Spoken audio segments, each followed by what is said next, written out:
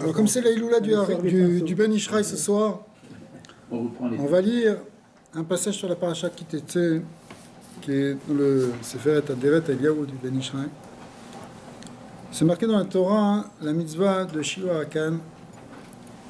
Shiloh Hakan, c'est quoi? C'est qui kare kan sipor lefanecha b'derer bechol etz ou ala haaretz efrochim ou betzim ve'aem ou betzad ala efrochim.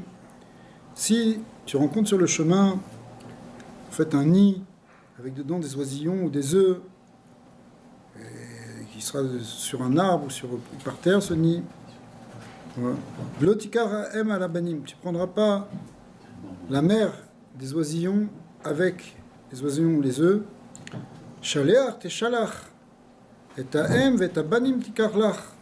Tu dois renvoyer l'oiseau, la mère, et tu prendras les petits.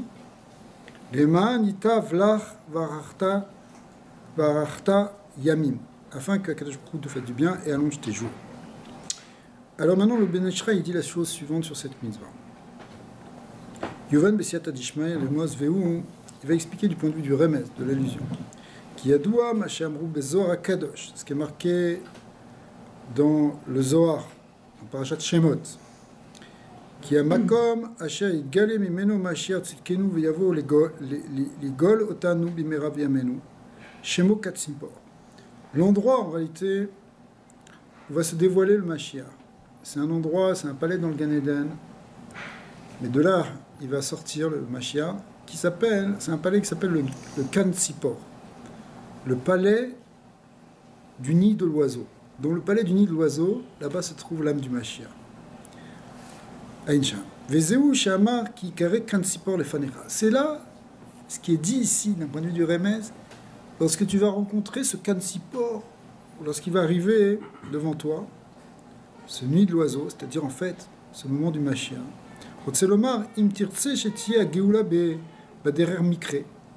Ici, plus précisément, c'est marqué Ikare. Ikare, ça veut dire si tu rencontres Keilou par hasard, tout d'un coup, soudainement. Mikre, ça a l'air d'être pas quelque chose que tu as causé, ça vient comme ça. Bien qu'il n'y a pas de hasard évidemment, mais ça a l'air comme ça. Chez Tekef, alors si tu veux que Mashiach vienne aussi comme ça d'un coup, facilement. Chez Tekef, il galait Mashiach tzidkenu v'yavo bimera b'yamenu. Amen keni ratzon. Si tu veux qu'il vienne maintenant, d'un coup. Zeu bederer mikre, c'est-à-dire que ça apparaît comme ça, tac, de manière instantanée. Aval lo al yedei sourim v'chevle Mashiach, et que tu veux pas que ça vienne après toutes les difficultés de l'enfantement du Messie. Mais que ça vienne d'un coup, comme ça, voilà, paf, comme si tout d'un coup tu t'y attends pas. Ma chère, il vient, Besseradat. Ine dalecha ki efshar liyot bishvil kama dvarim amesugalim laze.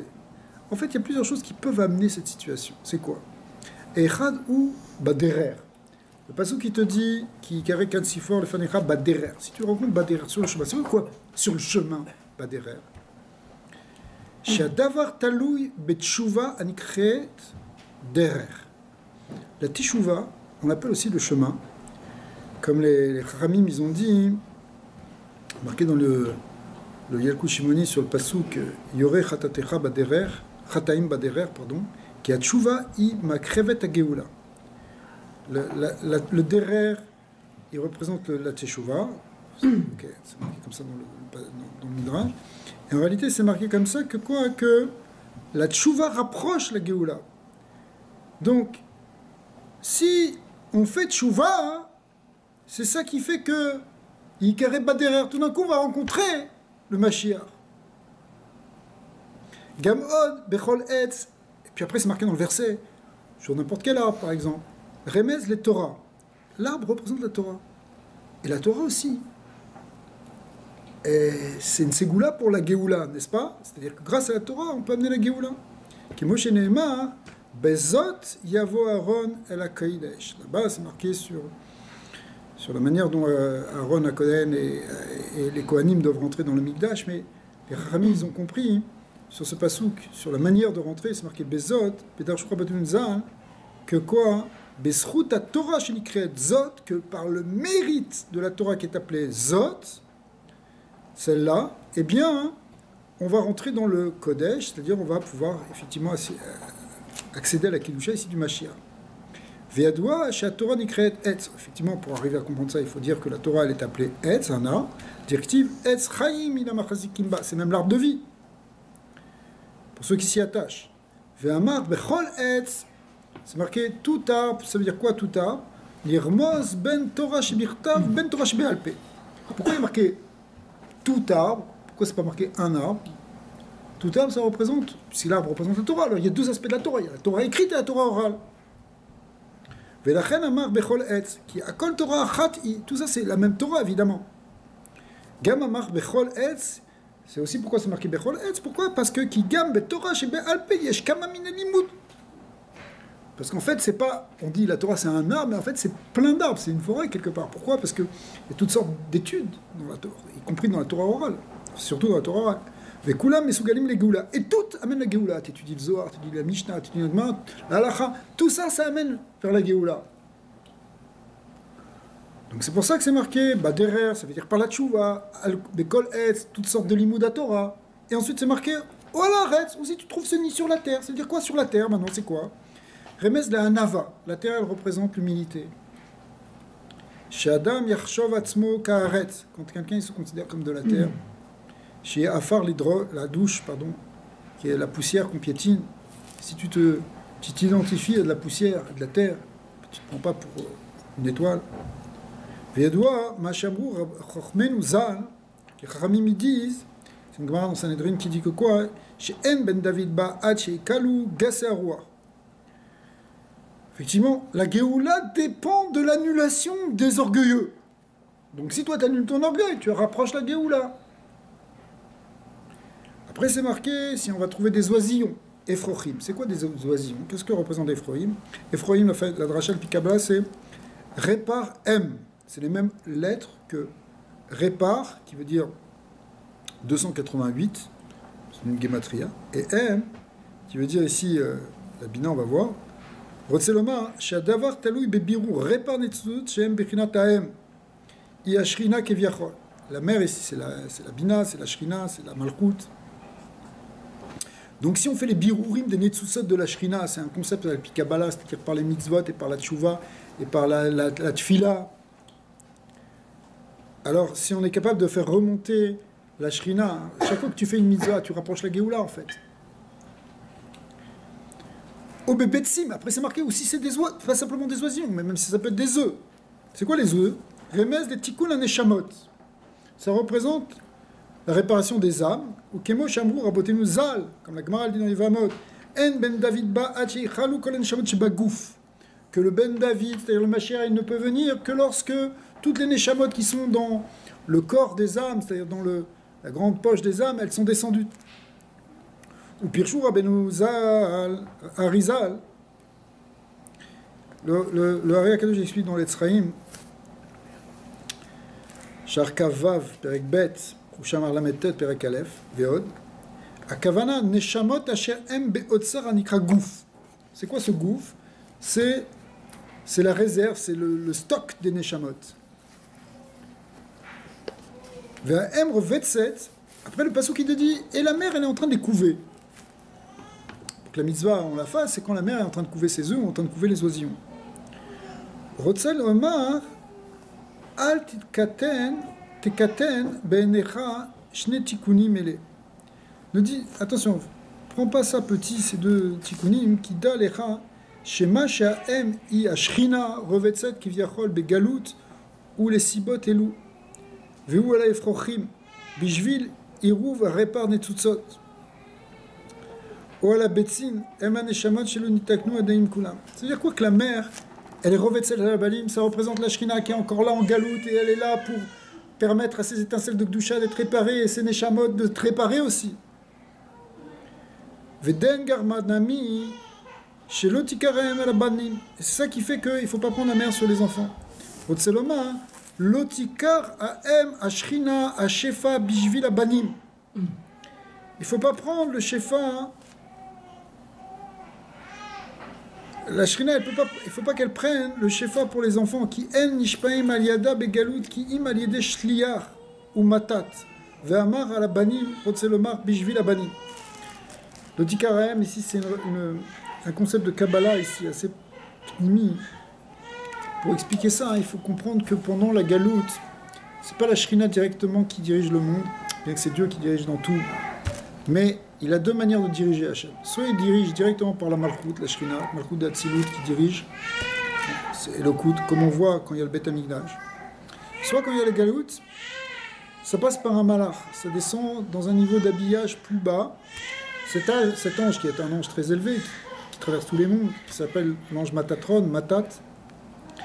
Malgré tout, ici, il fonctionne justement pendant ce galoute. Alors, on ne peut pas utiliser l'otikara M, ça veut dire, il n'y a pas vraiment encore la shrina qui se dévoile pendant le temps du galoute.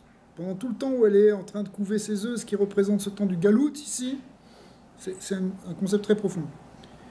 Eh bien, ça passe par cet ange, et donc on ne peut pas, c'est ça l'otikarem, on passe pas, c'est seulement après dans le moment de la Géoula qui est représenté le Tikkun Azor, et dit c'est Shalar Teshalar et Taem, c'est là que tu vas renvoyer la mer, ça veut dire c'est la Shrina qui se dévoile.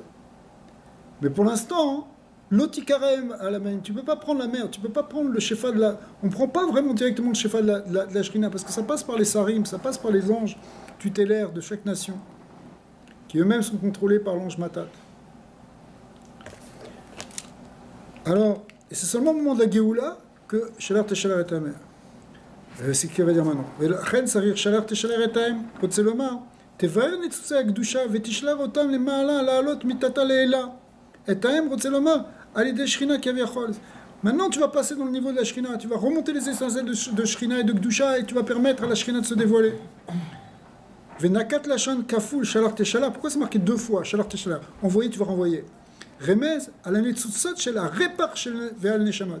Ça représente les deux choses qu'on a dit, à la fois les étincelles de Kedusha, de Shrina, et en même temps les étincelles de Neshama, qu'on appelle les Repar et les Neshamot.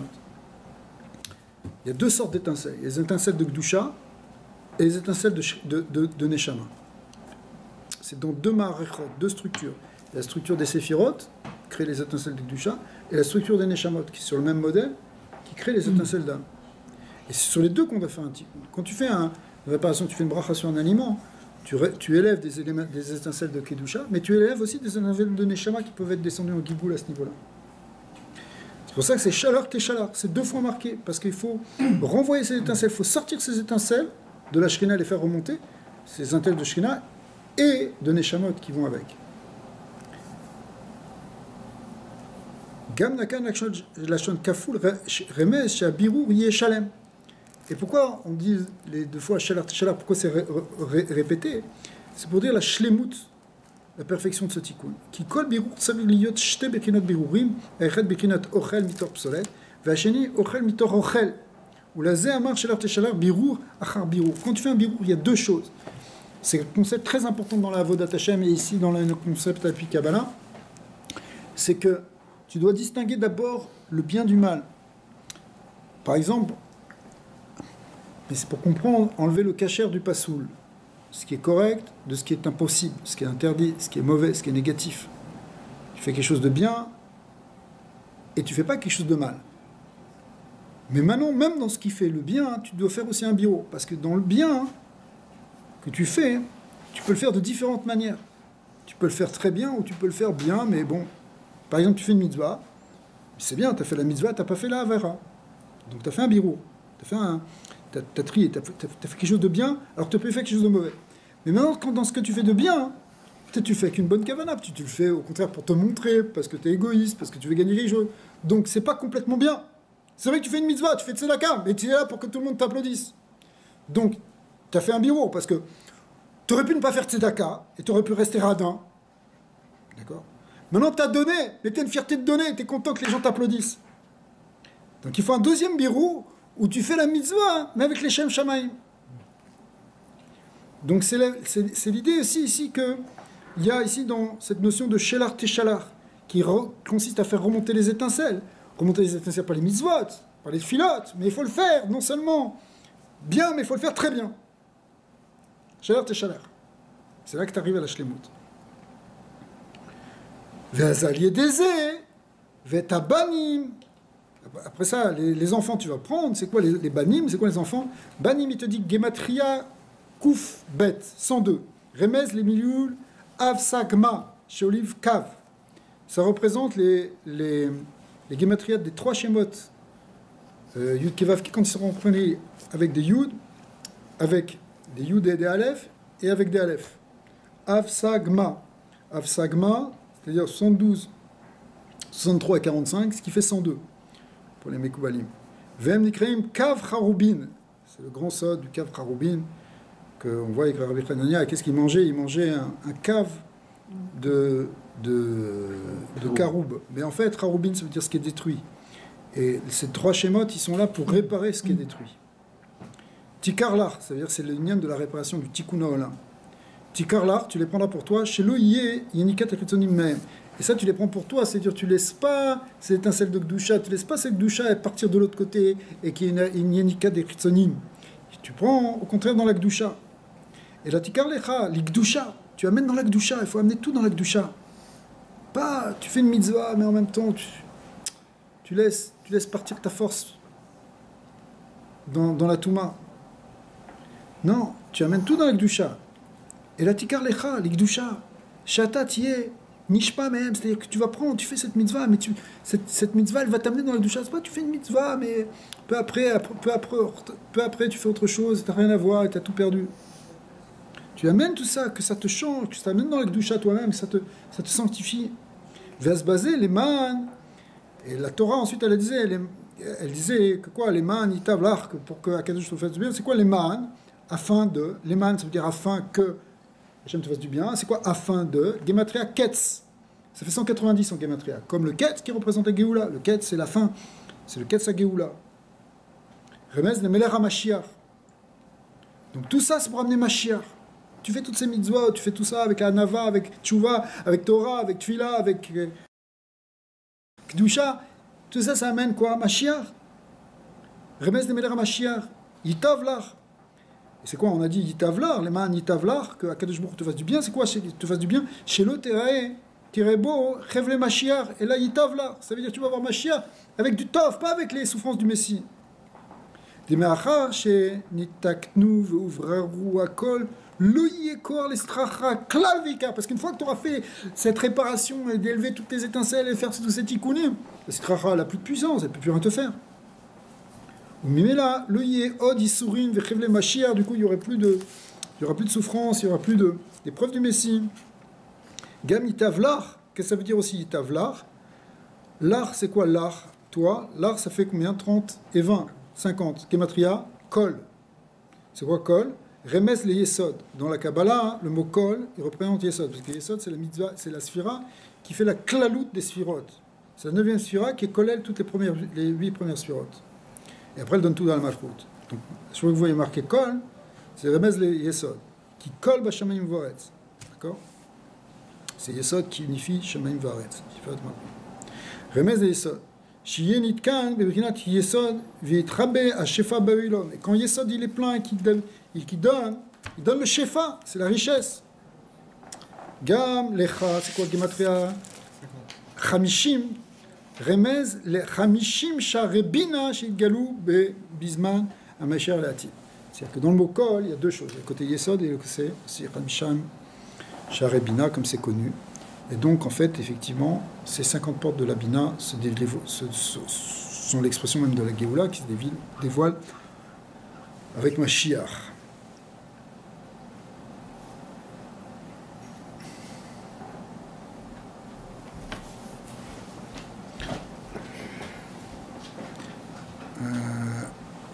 Et continuons après, juste pour finir. Vim tavolit on veloima alokara active. Mais si tu dis, mais attends, il y a un passage dans Teilim qui dit une chose qui a l'air vraiment angoissante, qui dit, Samechinu kimotami initanu. Réjouis-nous autant que les jours où tu nous as fait de notre souffrance. C'est-à-dire que si on a eu 2000 ans d'exil, on pourrait croire qu'il faut 2000 ans pour avoir Meshiach. Veine ata lonisha mishenot on va avoir 2000 ans derrière. Or, si on est maintenant à la fin du Galout et qu'on est en 5778 encore, si on veut compter les 2000 ans de Galout ou plus, comment on peut avoir 2000 ans de Galout puisqu'on sait que le monde ne peut pas durer plus que 6000 ans d'après ce calcul. Donc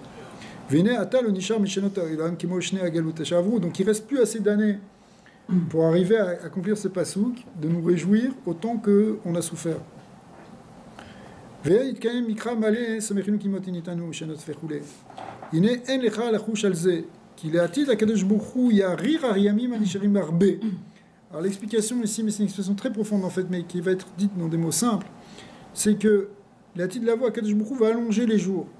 שכל יום יהיה ארוך כגון כמה שנים, chaque jour il vaudra plusieurs années. כדי לקיים מאמר הכתוב שמחים כמותני איתנו. ולזה סיים ואמר Ve'arachta yamin. Et c'est ça l'idée de la fin du passouk qui dit les manitavlar ve'arachta yamin, mais que tu vas allonger tes jours. Rotzeloma en lecha lachush al shanim moatim anisharem. N'aie pas peur sur le fait qu'il reste peu d'années. Ki akadosh baruch hu yishem lach lecha kirtzonecha. Parce que Kadosh Baruch Hu va te donner tout ce que tu as besoin, tout ce que tu veux. Ve'u ki ve'arachta yamim daika shiyu ayamim arukim arbe. Les jours vont être beaucoup plus longs. Gam Yirmoz, Ve'acharta Yamim, Gemetraya Kouf. Et si on regarde aussi Ve'acharta Yamim, c'est quoi Yamim? Les jours, ça fait 100 Gematria. Remez, les Tashlum, Ashrina, Be'eser Sfirot, le nombre 100 représente une certaine plénitude, puisque c'est 10 fois 10, c'est les 10 Sfirot dans les 10 Sfirot, Ve'kol Achad Kulam Eser Aremea, Ve'zeu Ve'acharta Yamim, c'est-à-dire que les jours de la Shrina, c'est-à-dire les Sfirot de la Shrina, ils vont tous être pleins et briller. C'est pour ça que c'est expliqué dans le Rampran que sur le lien de Harichut Yamim, que les Yamim ce sont les Séphirot, et que les Sphirot c'est quoi Arachta Yamim, c'est que les Sphirot elles rentrent dans la plénitude de chaque parsouf et elles brillent toutes. Samechinu Kimot Initanu, ça veut dire que toutes les épreuves qu'on a eues dans le Galout, au contraire, elles ont permis d'être Metaken toutes les Séphirot, comme on a vu ici. Et quand c'est Metaken les Séphirot, alors ces Sphirot elles vont briller entièrement et elles vont briller même dans le Olam Haba, puisqu'on sait qu'aussi, Arachta Yamim c'est un lien de Olam Haba. Comme on l'a pris, comme la Gemara l'a appris dans Kiddushin Davka sur ce pasouk, avec l'histoire du gars qui avait dit à son fils de monter sur l'arbre et qui était redescendu. Alors on avait vu que là-bas, les mitzvot, elles n'ont pas de srar ba'olamazé, mais au contraire, Ve'acharta Yamim, c'est le Beyom Shikulo Aror, c'est dans le jour qui est complètement long, c'est-à-dire le Olam Haba. C'est quoi? C'est que les sphirotes qui correspondent au jour dans lequel on a vécu, parce que tous les jours du temps, en fait, ce sont des sphirotes qui se dévoilent peu à peu, mais chaque fois qu'on les metaken, ces sphirotes, finalement, on récupère toute leur lumière après dans le Olam Haba et elles brillent totalement. C'est ça, vers Chayemi. Alors, Be'at Hashem, le srout de cette mitzvah et le srout du Ben Ishra et ces explications fabuleuses, Alpi Chassidut et Kabbalah, de cette mitzvah, qu'on puisse voir Mashiach tout de suite, on est prêt, qui Baderer, on a fait. Surtout qu'on est dans le mois des Louls, et le mois des Louls, comme dit le Harizal, c'est un hôtel, Bayam Darer, qui donne dans l'océan un chemin, on est dans le chemin de la Tchouva, Baki Beratso, Baki Beshov, Shem Sag, Shem Kassa, pour arriver au Nyan de Gilouï Mashiach dès ce mois des Louls, Hashem. Srout, Ben Ishra Yagen Aleinu, ce srout, on croit Mashiach tout de suite. On n'attend pas plus. Baruch Adonai l'olam, amen, amen.